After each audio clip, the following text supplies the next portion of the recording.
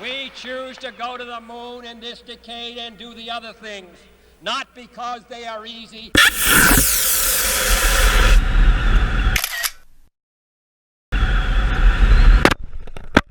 but because they are hard.